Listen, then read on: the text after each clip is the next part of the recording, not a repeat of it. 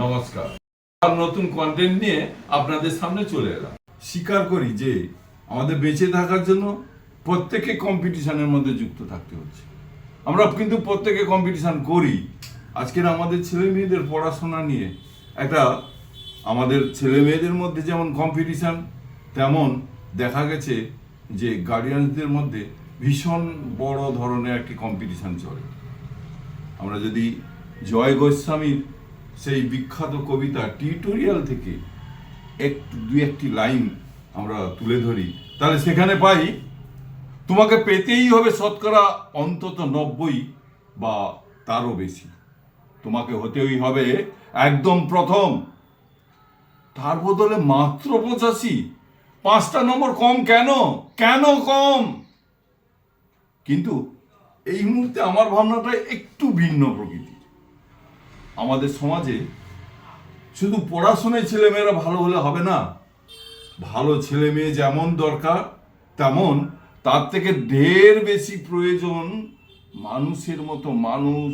যেই ছেলে মেয়েগুলো ভবিষ্যতে মানুষের মতো মানুষ হয়ে উঠবে, দেশের দশের সেবা করবে, দেশের অগণিত মানুষ যাদের ভালো মন্দ নির্ভর করবে ওই সমস্ত ভালো মানুষদের উপর।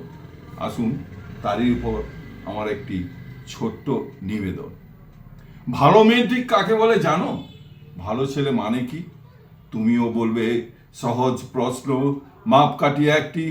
যে মেয়ে পেয়েছে অঙ্কে 100, যে ছেলে ভূগোলে সেরা, ওরাই তো ভালো, সবাই বলছে হীরের টুকরো এরা। কাগজে ওদের ছবি ছাপা হয়, টিভিতে দেখায় মুখ। ওদের জন্য আমারও তো ভাই আনন্দে ভরে বুক।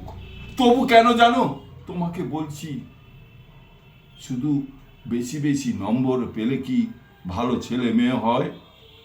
আচ্ছা ধরো না, যে মেয়ে অঙ্কে পেয়েছে অনেক কম, ওর গান শুনে মুগ্ধ সবাই, হাততালি হরদম। ওই যে ছেলেটা পাস করে গেছে, এবারে ও টেনে টুনে। বলতে কি ভাই, আমরা অবাক ওর আবৃত্তি শুনে। নাটকেও তার নেশা আছে খুব, পরের বিপদে ছুটে। পাড়ার তিন্নি বাংলায় নাকি 30 পেয়েছে মোটে, কিন্তু মেয়েটা খেলাধুলাতে 10খানা গায়ে নামি। আচ্ছা বলো তো, তুমিও বলবে ওরা কেউ নয় দামি? তাই তো বলছি, শুধু নম্বরে হয় নাকি মাপকাঠি? ভালো ছেলে মেয়ে বলতে কি ভাই, মানুষ চাইছি খাঁটি, মানুষ চাইছি খাঁটি, মানুষ চাইছি খাঁটি। নমস্কার।